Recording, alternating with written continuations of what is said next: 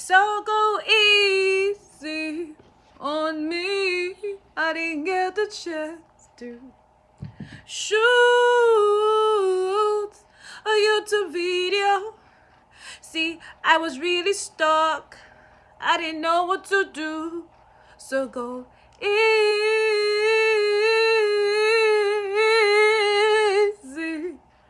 on me. So hi guys.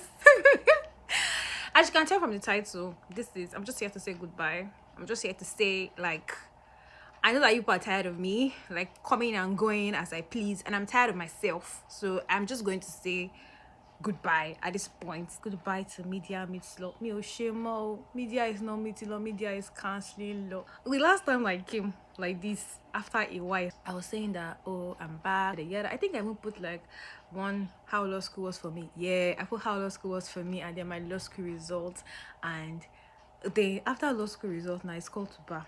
And I realized that if I put law call to bar video, that's the end of the journey. That's the end. There's nothing to do again. So bye bye. Thank you very much.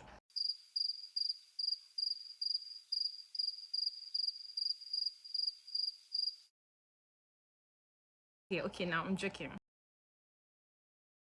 Moving forward, I've accepted and acknowledged that Media Meets Law is over. Of course, I'll most definitely put a playlist for Media Meets Law where any other law students can watch my former videos. You definitely see it, but it's a close of a chapter, and this is a new chapter. Okay, so I know that you're wondering, Moyo, you disappeared for a while, and what makes me think that you won't disappear this time? I don't know. Because even me, I don't know. I don't know what the future holds. But I know my heart. I know that I have good intentions. I know you should go easy on me. God. Part of the things that got me stuck was waiting to have everything right. And I'm not even right. Even when it's not, I'm not really okay. I have not been okay. So I can't have everything right. So it's just good for me to just come here. Because if I didn't come here, that's the end. I felt very stuck for a while. Very, very stuck. And this thing of a dark hole is that the longer you stay in the hole is the longer that you will stay in the hole, and the longer that you would feel like not coming out of that dark hole. And I realized that it's difficult, but it's not difficult. It's difficult to, like, how do I start getting out of this hole? Where will I get the ladder? Where will I get the rope? Where will I get torchlights?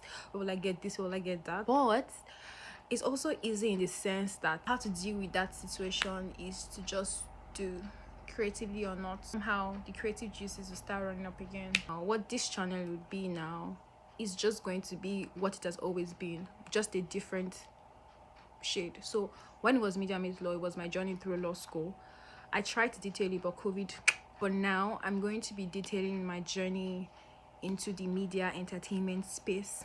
So many times we see like these big guns, when they've gotten there, we don't see the journey.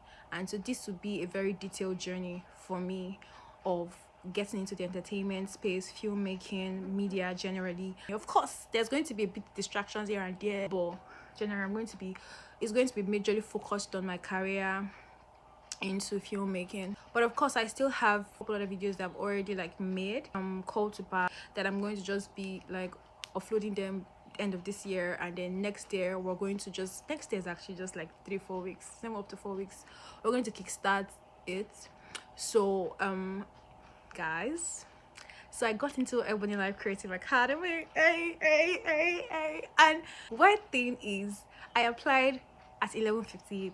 Not 11:58, but like I'm that 11:58 kind of person. I waited the deadline of something to apply. Because I'd applied before. The point I applied, I was in law school. You tell me that, what was I thinking of applying for Ebony Life Creative Academy when I was in law school? Yeah, that want to be a dropout? I don't know.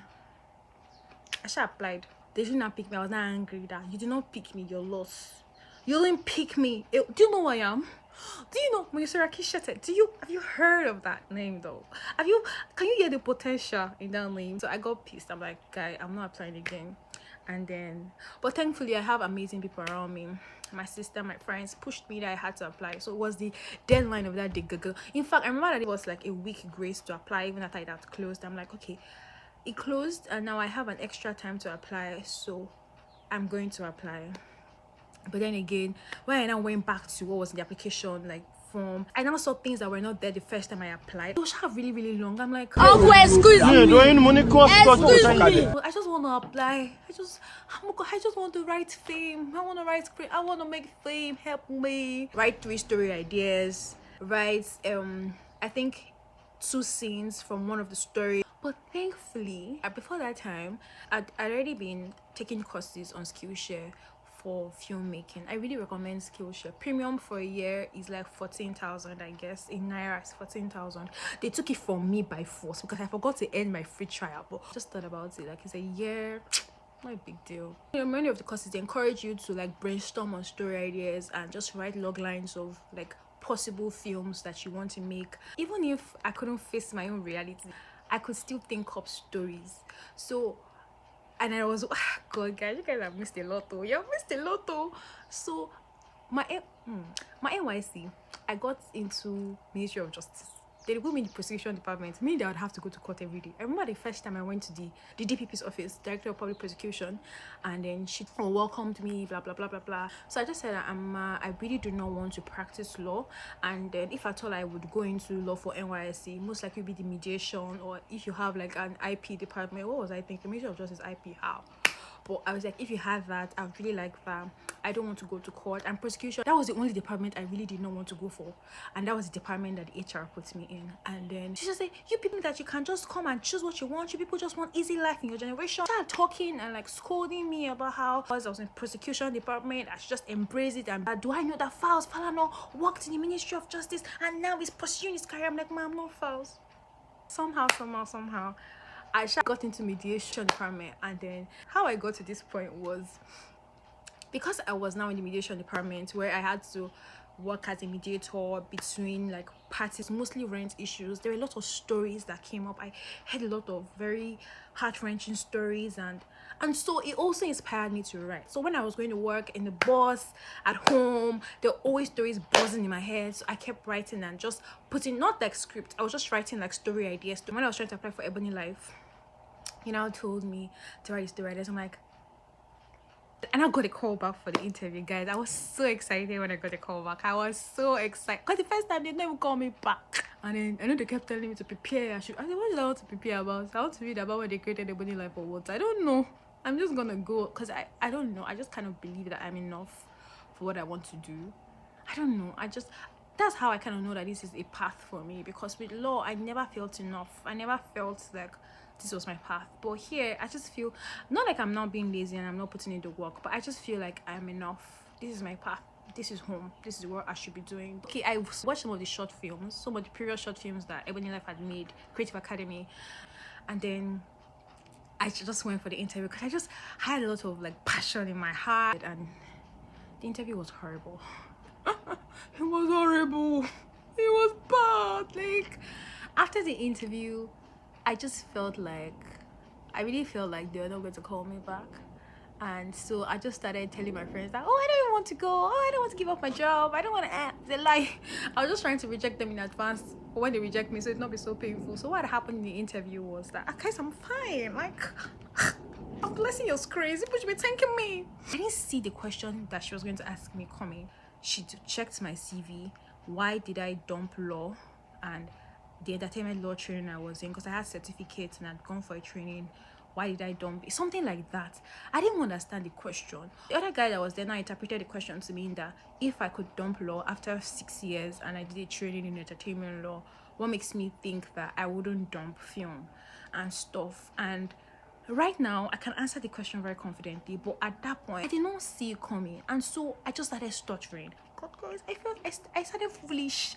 I was like, oh, I wanted to follow my dreams. I was passionate about it, and I know it doesn't sound foolish now, but when I was saying it, I felt like an idiot. I was like, oh, I was thinking of combining it before, but then I had a training, and then I realized that the person also told me that life was too short to just do what you want to do. And then she was like, whoever told me that I couldn't combine media and law was wrong. And I was trying to explain that it's not like I couldn't combine it, but I didn't want to, because like life is short. I really want to do what I really want to do and fuck up and do whatever, and if it doesn't work.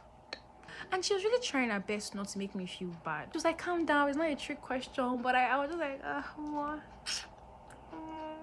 And at least they called me back this time around. I'm currently working I'm funny, I'm working in the law firm, and I don't work as a lawyer. Money is not bad at all.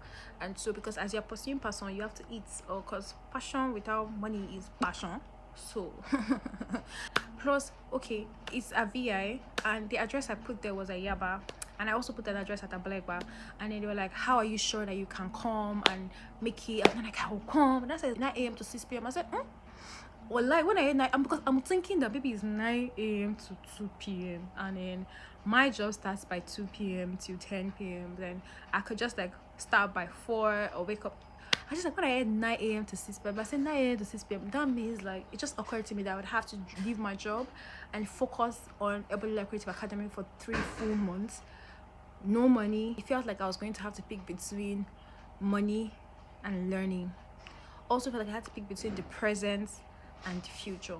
And it's very easy for people to say pick knowledge over money, pick your future over but sometimes you're like, what? Don't worry about my future.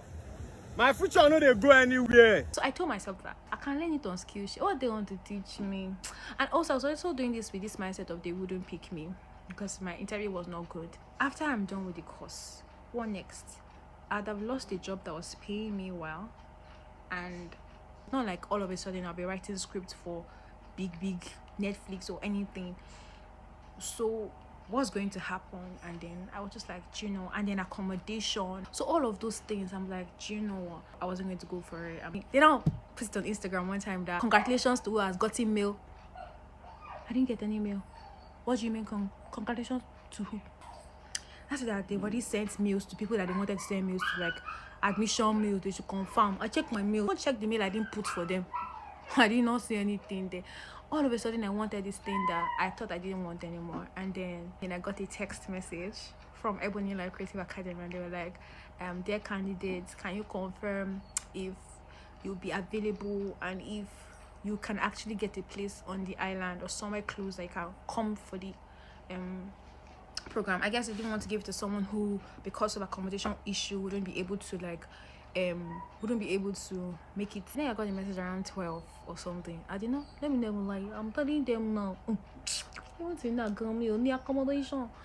They said I should confirm if I've got. I said, dear Ebony Life Creative Academy, I have gotten a space because faith calls things that are not as though they were. Because all of a sudden, when I got that mail, I got that message, I'm like, I actually want this. I really want my job and I want money, but I've never been one to pick money over the things I really want to do. But money is really important. Money is so good. But at the core of me, that's not what drives me. So I was like, we'll see. It's better for me to accept it now and figure it out later than for me to turn it down now and then regret it. Apart from this, anywho, so I'm going to be in Ebony Life Creative Academy next year, January to March, and I got something else which I'll tell you guys about it later. But guys, I have a show coming up. There's a show coming up on this channel. So this show is called Adulting Like This. My name is Moyosore. My name is Eniola. I am Moses. And we are adulting. Like Hey, God. Are you actually putting this thing out to me? Yeah. I'm finished. First of all, we are adults. This is Adulting 101 or Adulting 1.1 or whatever it is I'll name the show. So it's no mommy. Sorry, these people are really talking about what are you going to do with your life. And I'm like, wait, I thought we were just vibing, like I'm going with flow. 2 weeks ago, there's something I wanted to do badly. I didn't want the cup to pass. Let's tell you something. You were not fast enough. I don't drop that cup. Like there's sometimes that you do all the best you can, but you're still broke. When I decoro the sapa mommy, no. Ah, mad. Yeah. It's going to be amazing. Like I'm excited about it in advance, and I've shot about 5 videos already. So beginning of next year, I'll just drop those 5 videos like sort of like an EP to know what you guys think about it, if you like it, how we can spice it up before we now give you guys the actual album. So yeah. So if you don't like my face, now is a good time to unsubscribe because you're going to be seeing it a lot. A whole lot. And I just think it's going to be really nice when I